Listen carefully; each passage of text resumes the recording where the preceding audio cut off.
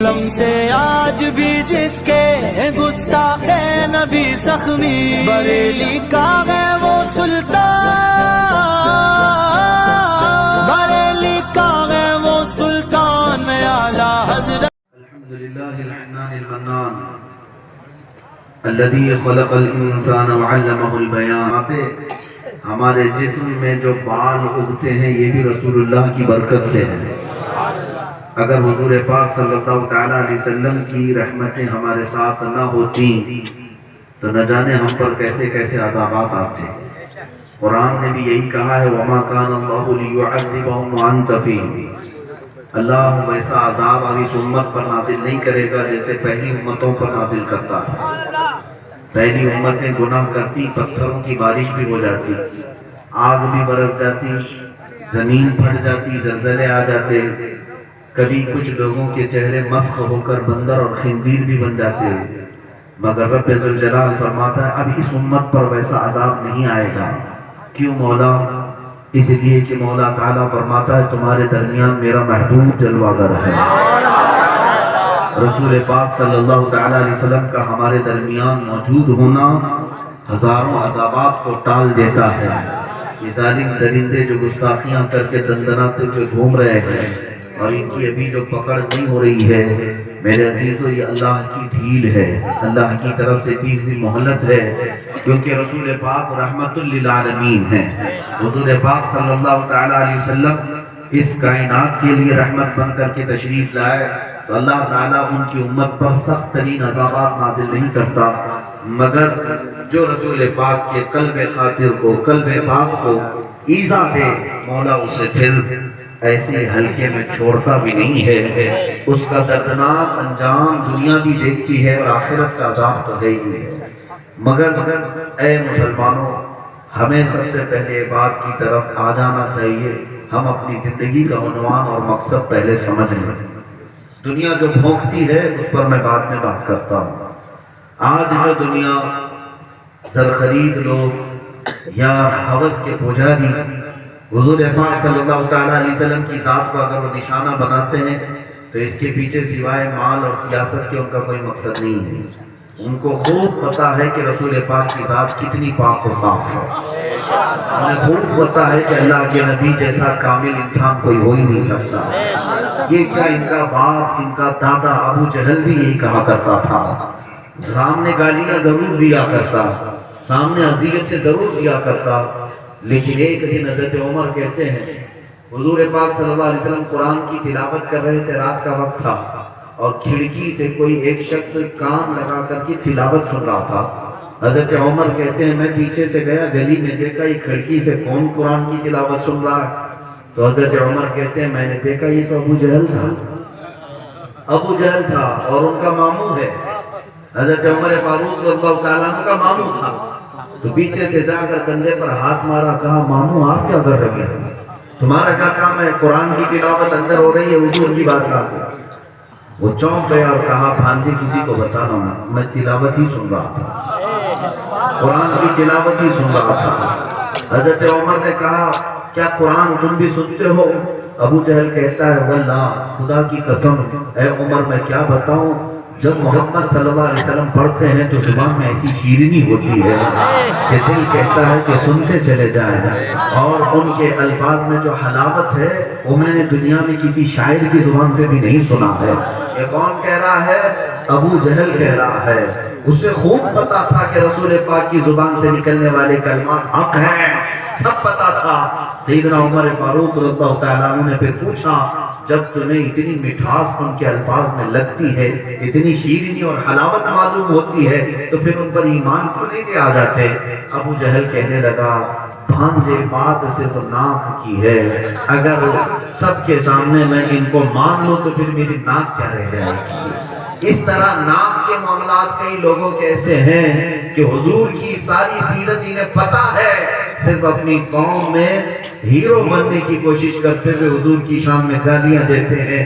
ان کے ناک کٹنے کا خوف ہے لیکن انہیں پتہ نہیں کب گردن بھی کٹ جاتی ہے، یا اپنی ناک بچانے کے چکر میں رہ جاتے ہیں لیکن وہ وقت بھی آ جاتا ہے کہ گردن بھی کٹ جاتی ہے۔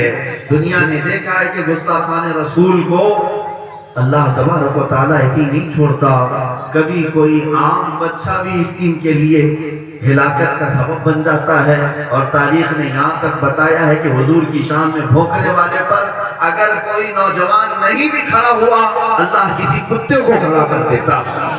ہاں کوئی کتا بھی کھڑا ہو کر کے گستاخ رسول کو ہلاک کرتا ہے. اب وہ دفاع جو ہے رسول پاک صلی اللہ علیہ وسلم کی شان کا اللہ خوب بہتر طریقے سے فرماتا ہے. عزیزان اکرامی، ان گستاخوں کو اور ظالموں کو خوب پتا ہے کہ حضور سے زیادہ پاکیزہ سیرت اس دنیا میں کسی کی نہیں ہے. انہیں اچھی طرح معلوم ہے. لیکن یہ جو بھوکتے ہیں یہ سیاست، یہ اپنے قوم کو ورغلا کر بھڑکا کر کچھ پیسے وصول کرنے، یہی سب چکر ہوتے ہیں.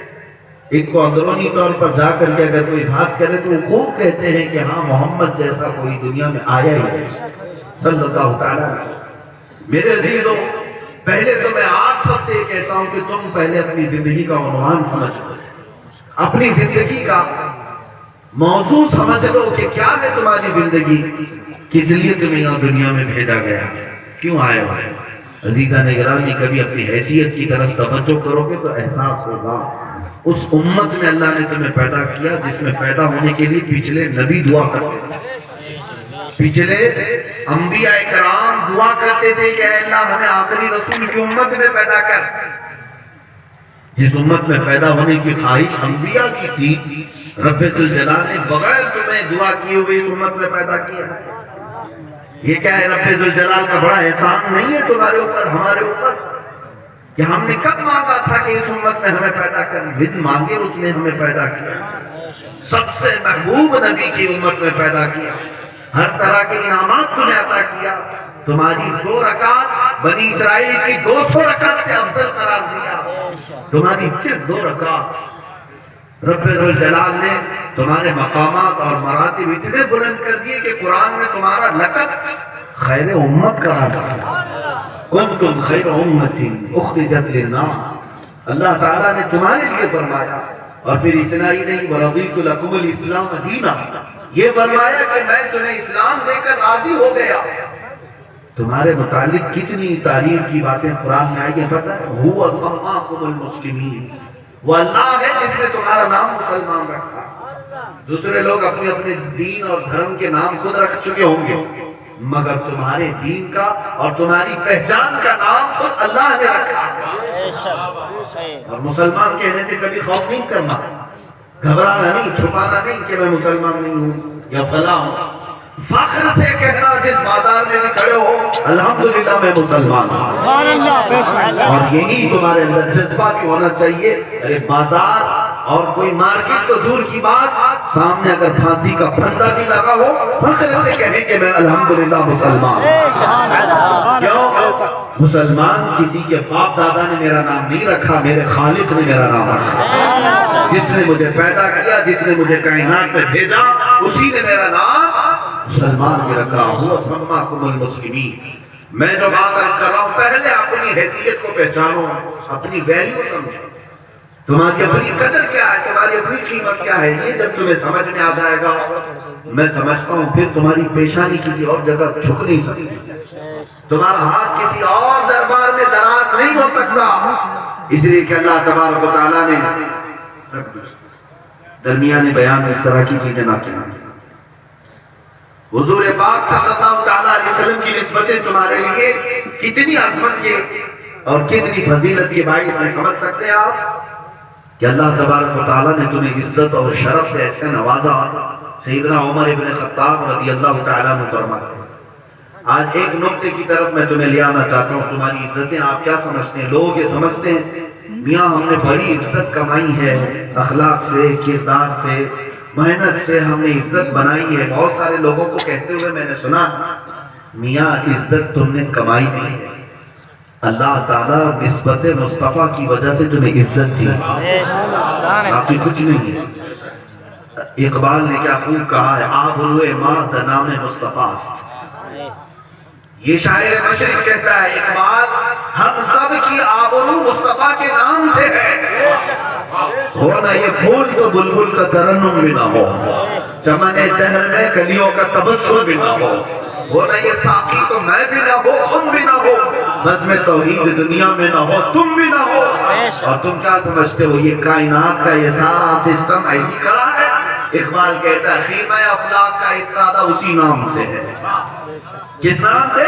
رسول پاک صلی اللہ علیہ وسلم۔ بغیر کسی ستون کے جو چھت کھڑا ہے آسمان کا، یہ کسی اور کی وجہ سے نہیں، خیمہ افلاک کا استادہ اسی نام سے ہے، نبض ہستی تپش آمادہ اسی نام سے ہے، دشت میں دامن کوثر میں میدان میں ہے۔ وہ نام کہاں ہے تمہیں پتہ ہے؟ دشت میں دامن کوثر میں میدان میں ہے، بحر میں موج کی آغوش میں طوفان میں ہے، چین کے شہر مراکش کے بیابان میں ہے، اور پوشیدہ ہر مسلمان کے ایمان میں ہے۔ اس نام پاک کی برکت یہ ہے، سیدنا عمر ابن خطاب رضی اللہ تعالیٰ عنہ فرماتے ہیں جب ان کو امیر المومنین کا نعرہ لگایا گیا، جب وہ بیت المقدس کے فاتح بن کر جا رہے تھے، آپ کھڑے ہو گئے، لوگوں کو مخاطب کر کے کہا اے لوگوں سنو، میں اپنی حقیقت بتاتا ہوں، میں خطاب کا بیٹا عمر ہوں، جس کو بچپن میں 2 بکریاں سنبھالنی نہیں آتی تھی۔ کس کو؟ عمر ابن خطاب کو۔ کہتے ہیں میرے باپ کا نام خطاب ہے، جب میں بکریاں لائن میں نہیں لگا پاتا میرا باپ مجھے مارتا تھا، میں بہت مار کھایا ہوں بکریاں سنبھالنے کے لیے، بکریاں نہیں سنبھال پاتا تھا۔